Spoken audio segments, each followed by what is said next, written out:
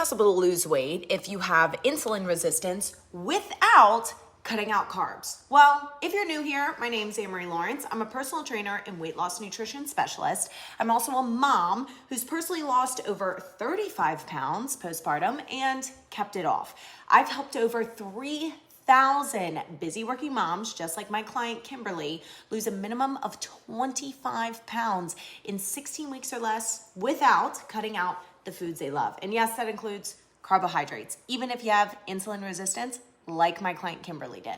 So here's exactly what I would do if I was looking to lose weight, reverse my insulin resistance without cutting out carbs. First, eat in a calorie deficit, which simply means you're burning more than you're eating. Now, the goal is not to eat the least amount of food possible. The goal is to eat the most amount of food possible while still being in a calorie deficit. I actually just created a free course teaching busy working moms exactly how to lose their next 25 pounds in 16 weeks or less without starving themselves to death in a calorie deficit.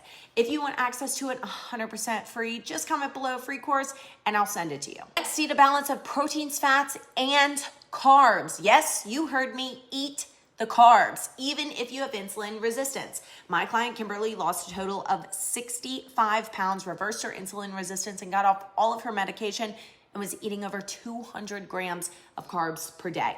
This was all after her doctor told her to eat sub 50 grams of carbs a day. And the best part is she went back to that same doctor after losing 65 pounds and her doctor said, whatever you're doing, keep doing it. Now, I would focus on more complex carbs, which simply means they take longer to process in the body because they're higher fiber. Now, that doesn't mean you cannot have simple carbs. Kimberly would continue to eat things like Rice Krispie treats and fruit snacks and ice cream all the time.